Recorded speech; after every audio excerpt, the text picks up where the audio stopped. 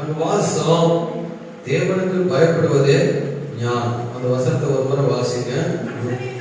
மனுஷனை நோக்கி இதோ ஆண்டவருக்கு பயப்படுவதே ஞானம் சொல்லி.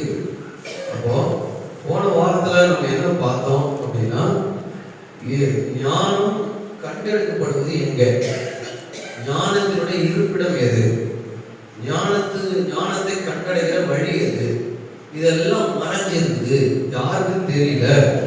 எந்த ஒரு ஆகாசத்து மிருகத்துக்கும் தெரியல, மனுஷர்களுக்கும் மறைஞ்சிருக்கிறது அப்படின்னு இதெல்லாம் நம்ம போன வாரத்துல பார்த்தோம். அப்போ அது மறைஞ்சிருக்குது.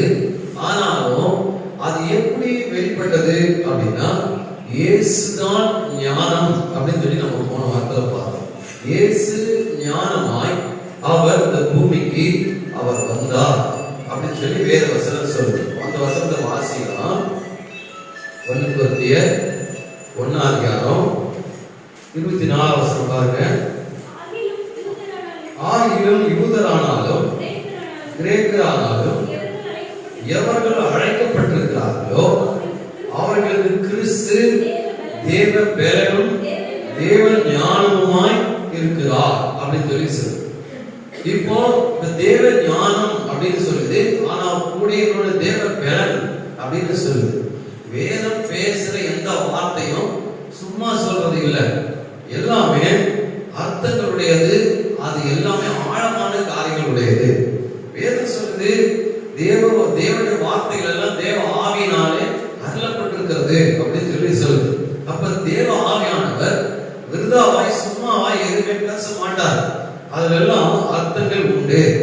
என்ன சொல்லுது அப்படின்னா, கிறிஸ்து தான் தேவ ஞானமாய் இந்த பூமிக்கு வந்தார் அப்படின்னு சொல்லி சொல்லுது. அப்போ ஞானம் இந்த பூமியில் அகப்படல, ஞானம் இங்க எங்குமே இல்லை. அப்ப ஞானம் எங்க இருந்தது அப்படின்னா, ஞானம் பரலோகத்தில் இருந்தது. அதுதான் முதல்ல யோவான் எழுதின சுவிசேஷம் 1:1 என்ன சொல்லுது?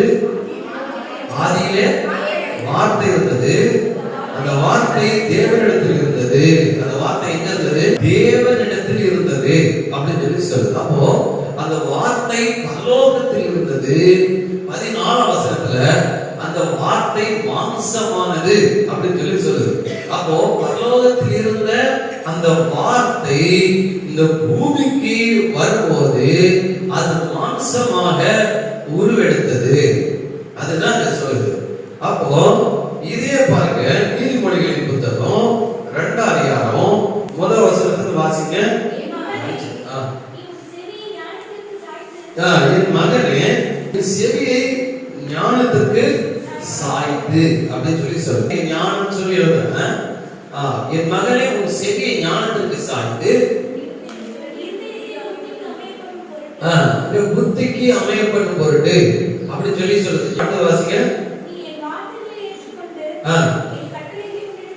இப்ப என்ன சொல்லுது? வார்த்தை அப்படின்னு ஒண்ணு சொல்லுது. என் வார்த்தை ஏற்றுக்கொண்டு என் கட்டளைகளை உன்னிடத்தில் பத்திரப்படுத்து அப்படின்னு சொல்லி சொல்லுது. அப்போ ஞானம் எதனோடு தொடர்புடையது? வார்த்தையோடு தொடர்புடையது. புத்தி எதனோடு தொடர்புடையது? கட்டளையோடு தொடர்புடையது. அப்போ இததான் அங்க யோவான் 1:1 வாசம், ஆதியிலே வார்த்தை இருந்தது, அந்த வார்த்தை தேவனிடத்தில் இருந்தது, அந்த வார்த்தை தேவனாய் இருந்தது. அப்போ தேவனாய் இருந்த இந்த வார்த்தையாகிய ஞானம், புரியுதா? அப்ப என்ன அப்படின்னா, இந்த ஞானம் அங்கு பிதாவோடு கூட இருந்த ஞானம். அது வார்த்தை, தேவனுடைய வார்த்தை தான் ஞானம். தேவனுடைய வார்த்தையில் தான் ஞானம் இருக்கிறது. நாம தேவனுடைய வார்த்தையை விட்டு நாம் எப்படி வாழறோம் அப்படின்னா, உலக பிரகாரமான ஜனங்க எப்படி வாழ்றாங்களோ அதை பேஸ் பண்ணி நாமளும் உலகம் போற மாதிரியே நாமளும் வாழ்ந்து கொண்டு நாம போயிட்டு இருக்கிறோம். ஆராதனைக்கு வர்றதெல்லாம் ஒரு சடங்கை போல, அல்லது ஞாயிற்றுக்கிழமை வந்துருச்சு அப்படின்னோ, அல்லது இன்னைக்கு ஞாயிற்றுக்கிழமை சபைக்கு போகணும் அப்படின்னோ, அவங்க நாம கிறிஸ்தவங்க அப்படின்னோ, நம்ம ஞானசானம் எடுத்திருக்கிறோம் அப்படின்னோ, அல்லது சபைக்கு போறது நம்முடைய கடமை அப்படின்னும் இது போல நாம் வந்து கொண்டு, ஆனால் நம்முடைய செயல்பாட்டில தேவனுடைய வார்த்தையானது விளங்கவே இல்லை, தேவனுடைய வார்த்தையானது வெளிப்படவே இல்லை. ஆக மொத்தம் நம்ம வரோம், வார்த்தையை கேட்கிறோம், அதோட நம்ம போயிடும். இப்படித்தான் நம்ம பல காலங்களாக நாம் இருக்கிறோம். அப்போ என்ன அப்படின்னா, இந்த வார்த்தை, அந்த வார்த்தை அங்கிருந்து வந்ததுன்னா தேவன் ஞானம் தான். அவர் தேவன் தன்னுடைய ஞானத்தை தான் இந்த பூமிக்கு அனுப்பினார். இது நல்லா நம்ம தெரிஞ்சுக்கிறோம். ஏன், எதுக்காக அவர் இந்த ஞானத்தை இங்க அனுப்பணும் அப்படின்னா, நம்ம ஏற்கனவே பார்த்தோம் யோபுல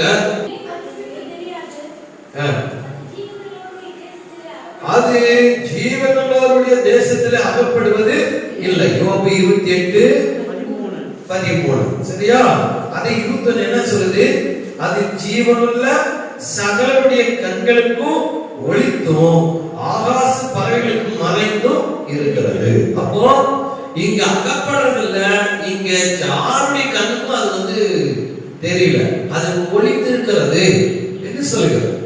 அப்போ இந்த பூமியிலேயே தேவ ஞானமே கிடையாது. ஞானமே இல்லாத போது இந்த ஞானம் பரலோகத்தில் இருந்தது. அந்த பரலோகத்தில் இருந்த அந்த ஞானம் தான் இங்க இந்த பூமிக்கு வந்தது. ஆனா பூமியில எப்படிப்பட்ட ஞானம் இருந்தது அப்படின்னு தான் வேதம் சொல்லுது. பாருங்க, அதே ரோமர்கள் இருக்கும் 1 அதிகாரம் 22 வசனம் 23 வசனம் பாருங்க. அவர்கள் தங்களை ஞானிகள் என்று சொல்லியும் பைத்தியக்காரராகி அழிவில்லாத தேவனின் மகிமையை அழிவுள்ள மனுஷர்கள், பறவைகள், மிருகங்கள், ஊரும் பிராணிகள் ஆகிய இவைகளுடைய ரூபங்களுக்கு ஒப்பாக மாற்றினார்கள். அப்போ இந்த பூமியில அவர்கள் தங்களை ஞானிகள் என்று சொல்லியும் அப்படின்றது. அப்போ மனுஷர்கள் தங்களை ஞானிகள் என்று சொல்லிக் கொண்டார்கள். அதனால அவங்க என்ன செய்தாங்கன்னா, அவங்க அழிவில்லாத கடவுளை இந்த பூமியில அழிவுள்ள ரூபங்களுக்கு ஒப்பால் மாற்றாங்க. இவங்களுக்கு என்ன, இவங்க ஞானத்துக்கு என்ன தோணுச்சோ அப்படி கடவுள் உண்டாக்கிட்டாங்க. ஒரு மனுஷனை போல, ஒரு பறவை போல, ஒரு மிருகங்களை போல, ஊர் பிராணிகளை போல அப்படி உண்டாக்கி வச்சுட்டாங்க. அப்போ இங்கு தேவன் ஞானம் உள்ளவர், தேவன் ஞானம் பரலோகத்தில் இருக்கிறது. ஆனா பரலோகத்தில் இருக்கிற அந்த தேவ ஞானத்தை இவர்கள் அறியாததினாலே, இவர்களுடைய ஞானத்தினாலே கடவுளையே உண்டாக்கி அவங்க எப்படி வச்சிட்டு இருந்தாங்க அப்படி வேதவசனம் தெளிவா சொல்லுது.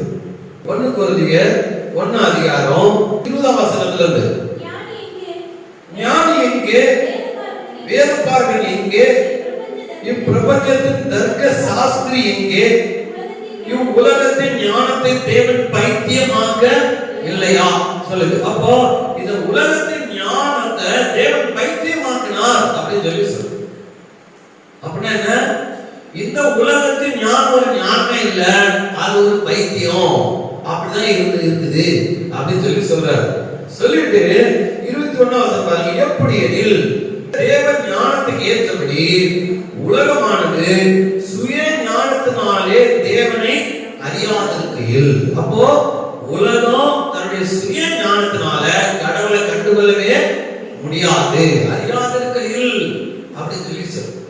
அப்போ உலகம், மனுஷன் தன்னுடைய ஞானத்தினால, தன்னுடைய முயற்சினால அவன் கடவுளை தேடணும் அப்படின்னா அந்த ஞானத்தை அவங்களால கண்டே பிடிக்க முடியாது.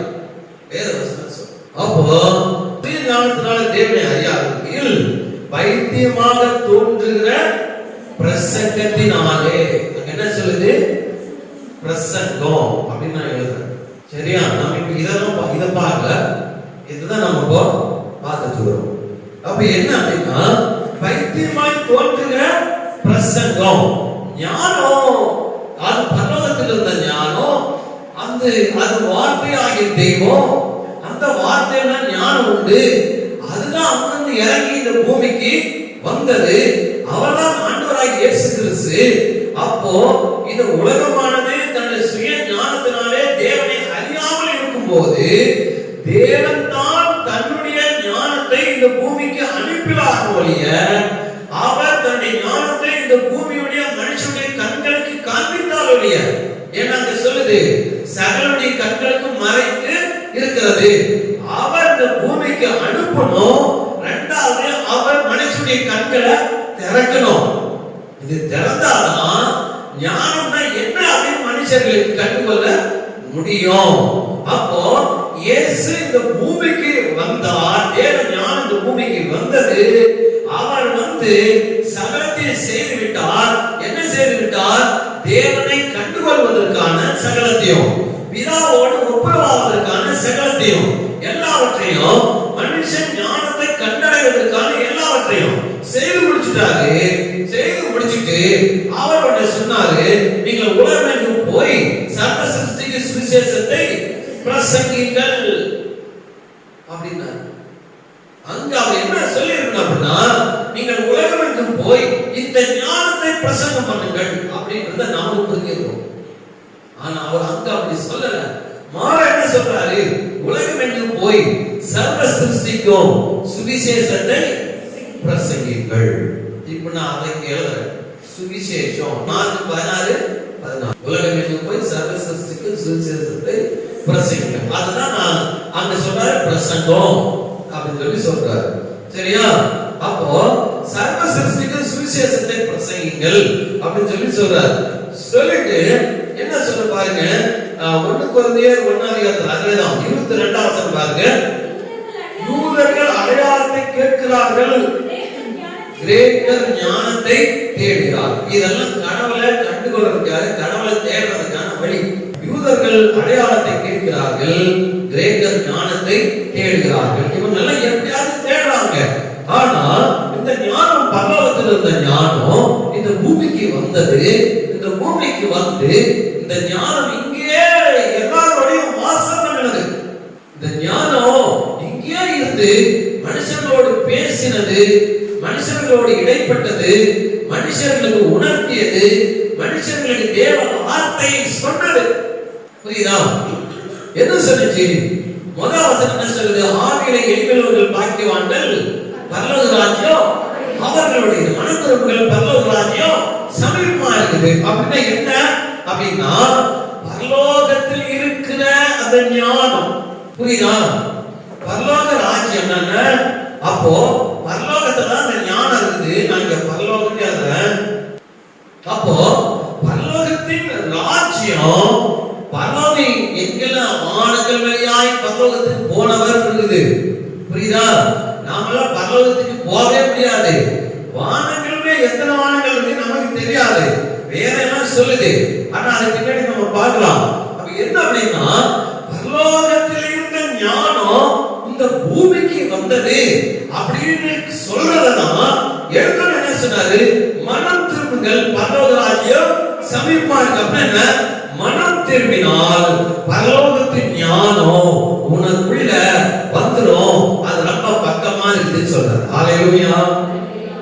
அங்க அப்படிதான் பேசுறாரு. நமக்கு தெரியல. அப்ப என்ன அப்படின்னா, மனம் திரும்புங்கள் சொன்னாரு. ஆவியின் எளிமையுள்ளவர்கள் பாக்கியவான்கள், பரலோக ராஜ்யம் அவர்களுடைய. அப்படின்னு என்ன? இந்த ஞானம் உனக்கு சொந்தமாக முடியும் அப்படின்னு சொன்னவர் ஆண்டவராகிய இயேசு கிறிஸ்து. ஹல்லேலூயா. அந்த பரலோகத்தில் இருக்கிற ஞானம் உனக்குள்ள வரணும். நீ அந்த பரலோகத்தின் ஞானத்துக்கு சொந்தக்காரனாகணும் அப்படின்றதான். நீங்க உலகத்துக்குரியவர்கள் அல்ல. பரலோக ராஜ்யம், பரலோகம், இது எல்லாம் ஆண்டவர் இயேசு எல்லாத்தையும் ஞானத்தை தான் பேசிட்டே இருந்தார். புரியுதா? அப்போ இயேசு எல்லாவற்றையும் செய்து எப்படி போகணும் அப்படின்றதை காட்டினார். அதாவது அந்த பரலோகத்தோடு கூட, பிதாவோடு கூட எப்படி சேர்க்கப்படணும் அப்படின்றதை இயேசு காண்பித்தார். எப்படி காண்பித்தார் அப்படின்னா, இயேசு இந்த பூமிக்கு வந்தார். இயேசு பாவத்தில் இருந்து அவர் பாவம் செய்யாமல் பரிசுத்தராய் வாழ்ந்து காண்பித்தார். அவர் பூரண பரிசுத்தராய் இருந்து அவர் மரித்து அவர் உயிரோடு எழுந்து அவர் பரலோகத்துக்கு மரணத்தையும் பாதாளத்தையும் ஜெயித்து உயிரோடு எழுந்து அவர் பரலோகத்தோடு கூட ஒப்புரவாக்கப்பட்டார். பரலோகத்துக்கு போனார். ஹல்லேலூயா. அப்படின்னா என்ன? ஞானம் எங்க இருந்ததோ அங்கிருந்து ஞானம் இந்த பூமிக்கு வந்தது. இந்த பூமிக்கு வந்து ஞானம் என்ன மனுஷங்களுக்கு பேசியது, ஞானம் என்ன மனுஷங்களுக்கு காண்பித்தது. ஃபைனலா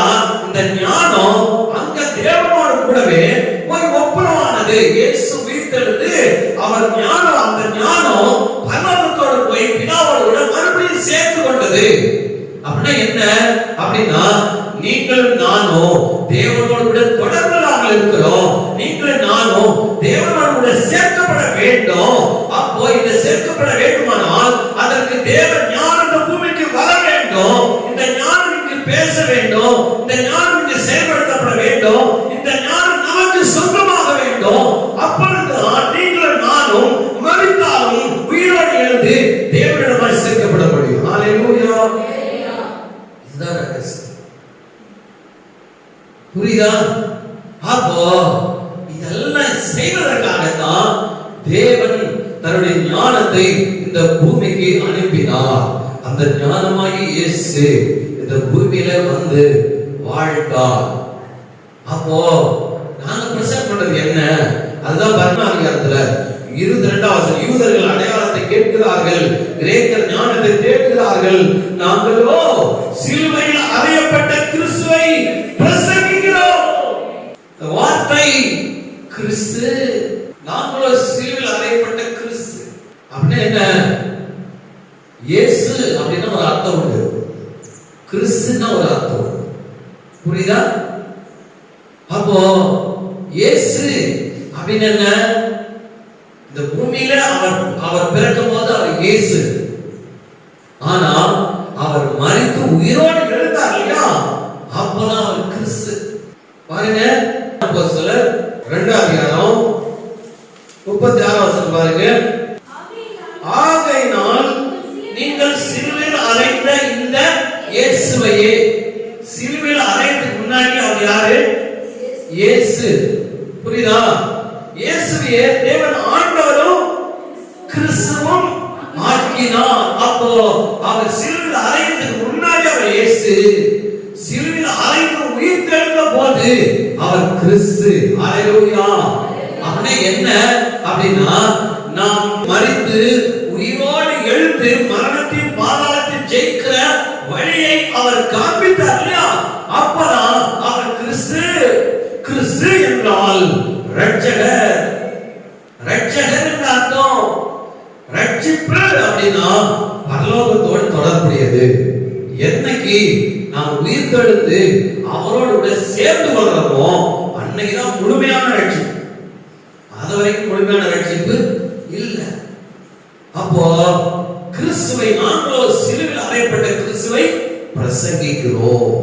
அடுத்த வசனம் பாருங்க.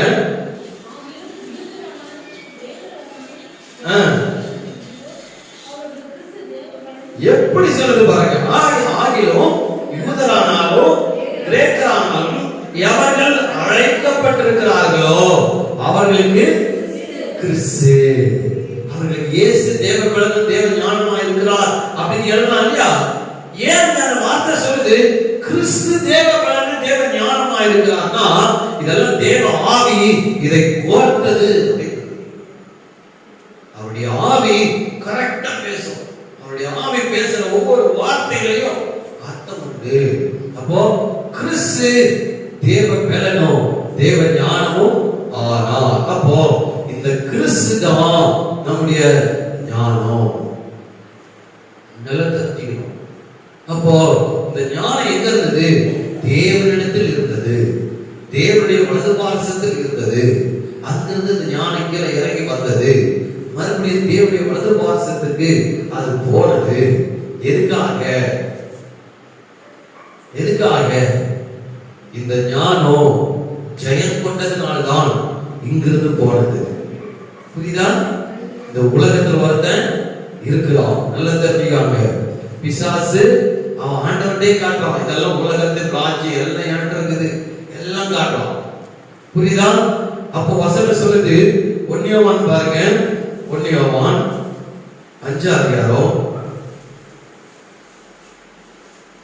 19 வசனம் பாருங்க. நாம் தேவனால் உண்டாயிருக்கிறோம் என்றும் உலகம் முழுவதும் பொல்லாங்கனுக்குள் கிடக்கிறது என்றும் அறிந்திருக்கிறோம். புரியுதா? இந்த இடம் வந்து பரலோகம்னு வச்சுக்காங்க. சரி, சேர் போடணும்னு நினைச்சேன், அந்த சேர்லாம் வரல. இப்போ பரவாயில்ல. இப்போ பரலோகம் இப்ப பரலோகத்துல இருந்து கீழே இங்க வராது, இங்க பூமி இருக்குன்னு வச்சுக்கோங்களேன், ஜீவனுள்ளவருடைய தேசம். இங்க யார் இருக்கிறது? இங்க பிசாசு இருக்கிறான். இங்க நான் கிறிஸ்துன்னு எழுதுறேன், இங்க பிசாசு இருக்கிறான். இப்போ அவன் எதுக்கு இங்க வரணும் அப்படின்னா, இங்க நாம இங்கதான் இருக்கோம், இங்க மாட்டிட்டு இருக்கிறோம். சரியா? நான் சும்மா ஒரு இது மட்டும் போடுறேன், ஒரு ஆள் இருக்கிற மாதிரி. இங்க பிசாசு இருக்கிறான், உலகம் முழுவதும் பொல்லாதவனுக்குள் கிடக்கிறது. அப்ப நாம எல்லாரும் மாட்டிட்டு இருக்கிறோம்.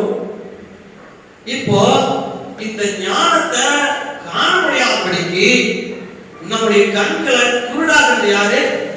பிசாஸ். புரியுதா? சுவிசேஷத்தின் வழி அவருடைய கண்களுக்கு பிரகாசமா இல்லாதபடி அவர் மனதை குருடாக்கினான் அப்படின்னு.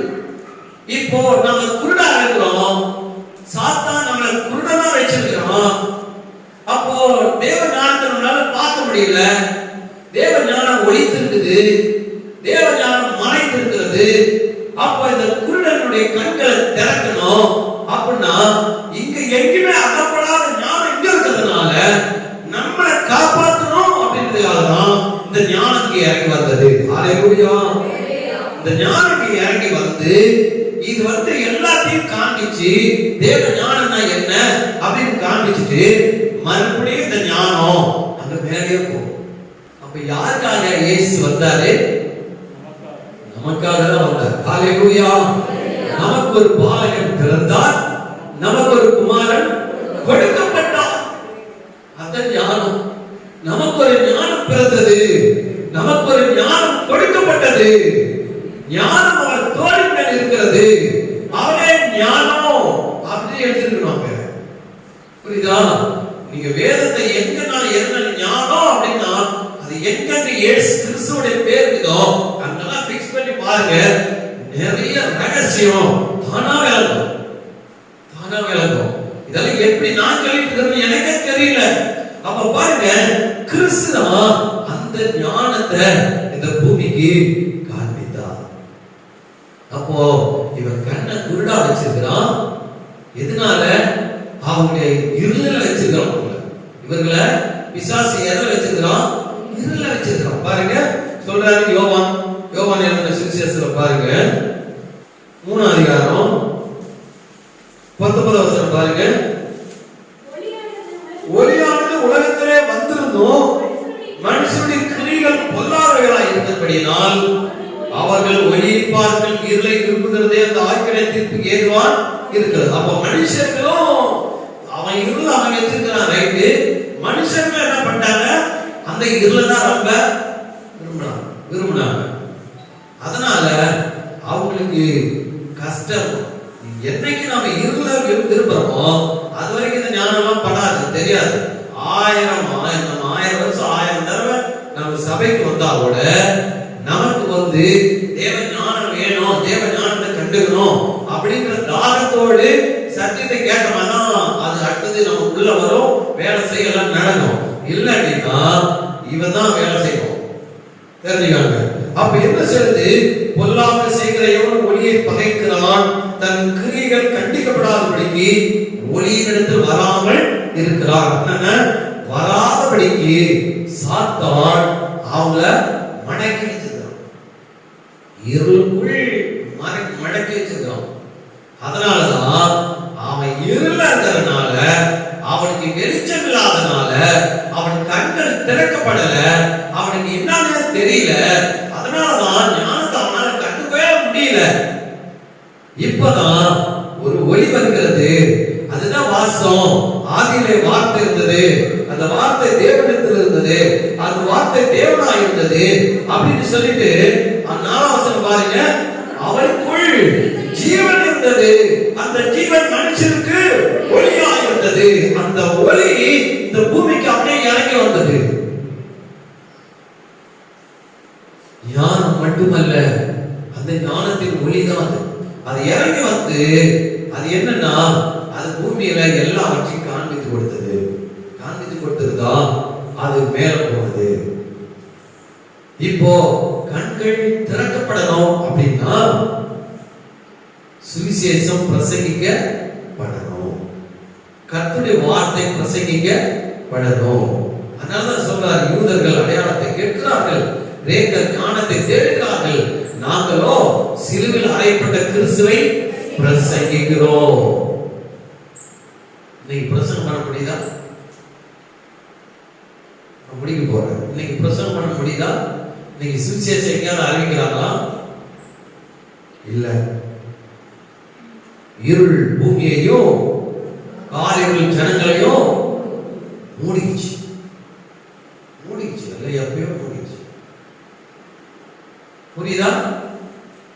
ஆனா இந்த தேவ ஞானம் நமக்குள் இருந்தால், இந்த ஜீவனாகிய ஒளி நமக்குள் இருந்தால், இருள் பூமியையும் காரிருள் ஜனங்களையும் மூடினாலும் கர்த்தருடைய வெளிச்சம் உன்மேல் உதிக்கும்.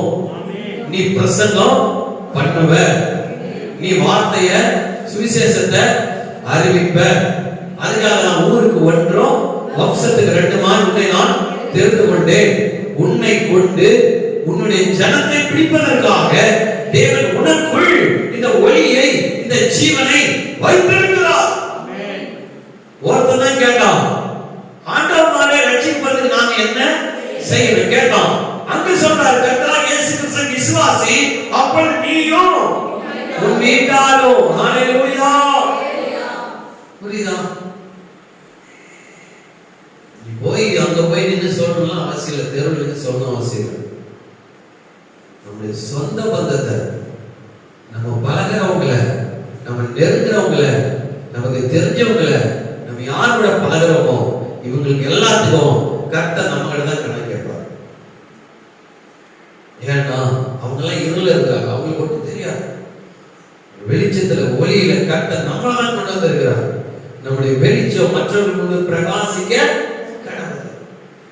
நாமளே இன்னும் தட்டு தடுமாறி விழுந்து எந்திரிச்சிட்டு இருந்தோம்னா என்னைக்கு தேவன் நமக்கால் வைத்ததை நம்ம செய்ய முடியும்? வேதவசனம் நிறைய காரியங்களை சொல்லும். அப்போ இந்த ஞானம் அங்கிருந்து வந்தது. இந்த ஞானம் தான் பிரசங்கிக்கப்படுகிறது. இந்த ஞானம் தான் பாருங்க, சொல்றது அந்த வசனத்தை மறுபடியும் வாசி படிக்கலாம். 1 கொரிந்தியர் 1 ஆகிலும் யூதரானாலும் கிரேக்கரானாலும் எவர்கள் அழைக்கப்பட்டு இருக்கிறார்களோ, அப்படின்னு நீ ரட்சிக்கப்பட்டு நீ உள்ள வந்த பிறகு உனக்கு உள்ள தேவ ஞானம் செயல்பட ஆரம்பிக்கணும். உனக்குள்ள தேவ பலன் செயல்பட ஆரம்பிக்கணும். நீ அதுக்கு மேல நமக்குள்ள ஞானம் இல்லாம வாழக்கூடாது. அப்படின்னா ஞானமே என்னன்னு முதல்ல தெரிஞ்சுக்கணும். தெரிஞ்சாதான் அந்த அடுத்தது அந்த ஞானம் நம்ம கிட்ட வெளியே வரும். அப்போ இது நல்லா தெரிஞ்சுக்கணும். அப்ப ஞானம்னா என்ன? வேதவசனம் சொல்லுது, கிறிஸ்து தேவ பலன் தேவ ஞானம். ஆனால் இங்க யோபுல என்ன வாசம் புரியுதா? ஆண்டவருக்கு பயப்படுவதே ஞானம். ஆண்டவருக்கு பயப்படுறத நான் தேவ பயம் அப்படின்னு. இப்போ ஆண்டவருக்கு பயப்படுவதே தேவ ஞானம். இப்போ நீதிமொழிகளின் புத்தகத்துக்கு வரலாம். 1 வாசிங்க. கர்த்தருக்கு பயப்படுதலே ஞானத்தின் ஆரம்பம். அப்போ ஞானம் எப்ப ஸ்டார்ட் ஆகுது? கர்த்தருக்கு பயப்படும் போதுதான் ஞானம் ஸ்டார்ட் ஆகுது. அதுதான் இங்க சொல்லுது, ஞானம்னா தேவ பயம். அதுதான் இங்க சொல்லுது. சரியா? அடுத்தது வாசிக்கலாம். 8 நீதிமொழிகள் 8 13 வாசிங்க. தீமையை வெறுப்பதே கர்த்தருக்கு பயப்படுகிற பயம். இப்போ இது என்ன தேவ பயம்? என்னது? தீமையை வெறுப்பது.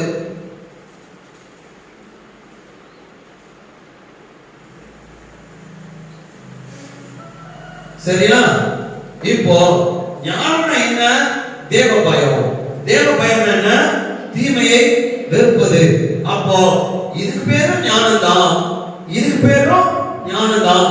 ஞானம் ஞானம். புரியுதா? ஞானம் அப்படின்னா என்ன? அப்படின்னா தேவனுக்கு பயந்து தீமையை வெறுப்பது தான் ஞானம். இதுதான் மனுஷனுக்கு தெரியல.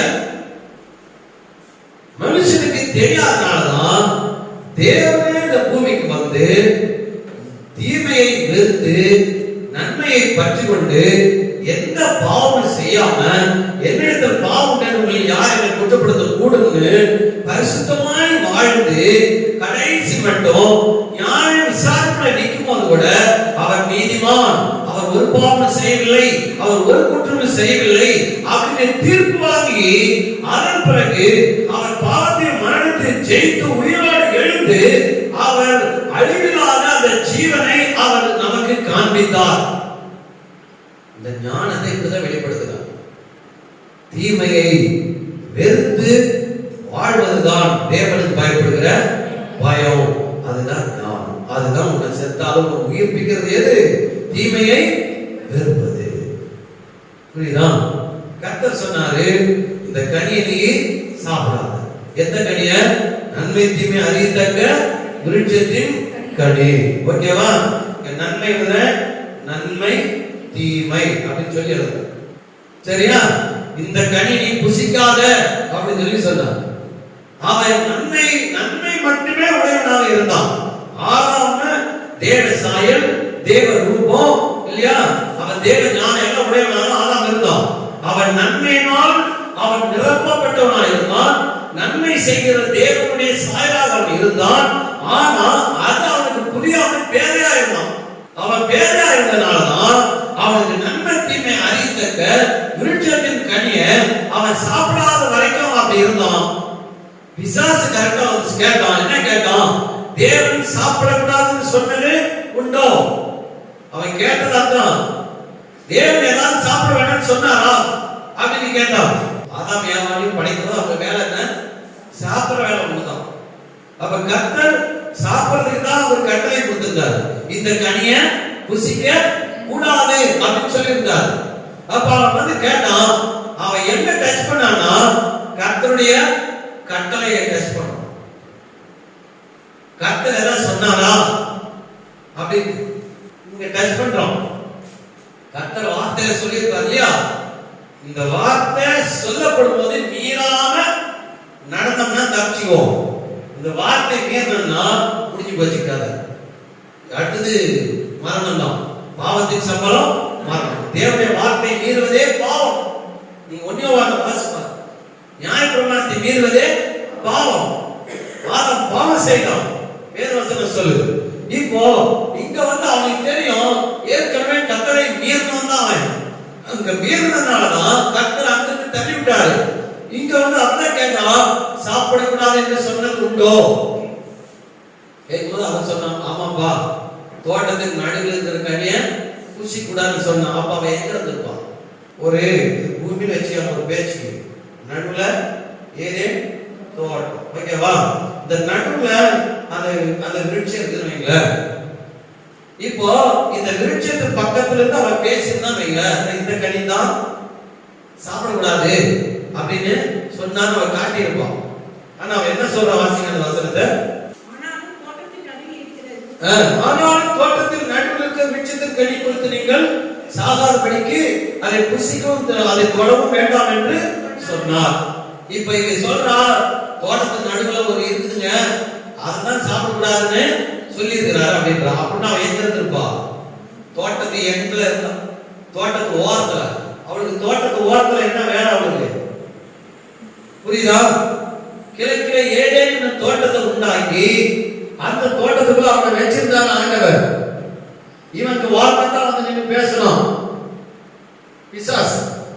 பிசாசு ஓரமா நீங்க பேசணும். அவளும் ஓரமா நின்றுடுது. இப்பதான் அவன் சொல்றான், அப்படிலாம் நீங்க சாப்பிடலாம்னு சொல்லிட்டான். அப்புறம் என்னாச்சு? அவன் சாப்பிட நன்மையும் தீமையும் தெரிஞ்சுக்கிட்டான். ஆதாமுக்கு தெரிஞ்சிருச்சு நன்மைனா என்ன தீமைனா. தெரிஞ்ச பின்னாடி என்ன பிரச்சனை அப்படின்னா, இந்த தீமை அவனால ஜெயிக்கவே முடியும். இந்த தீமை அவனை ஆட்கொண்டது. இந்த தீமை அவனை அடிமைப்படுத்தி விட்டது. இந்த தீமை அவனை கண்களை குண்டாக்கியது. இந்த தீமை தான் எல்லா வேலையும் செஞ்சது. அதனாலதான் அவன் அடிமையாகி போனான். இந்த தீமையை அவனால் மேற்கொள்ளவே முடியல. இயேசு வந்து இந்த இந்த தீமையை மேற்கொள்வதை காண்பித்தால் சொன்னாரு, நீ தீமையை நன்மையினாலே வெல்லு. நீ தீமையினாலே வெல்லப்படாமல் தீமை நன்மையினாலே வெல்லு. ரோமர் 12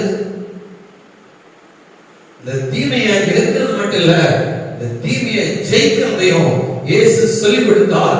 ஏன்னா அவர்தான் தேவ ஞானம். ஹல்லேலூயா. அவர்தான் தேவ ஞானம். இந்த ஞானம் தான் நமக்கு தேவை.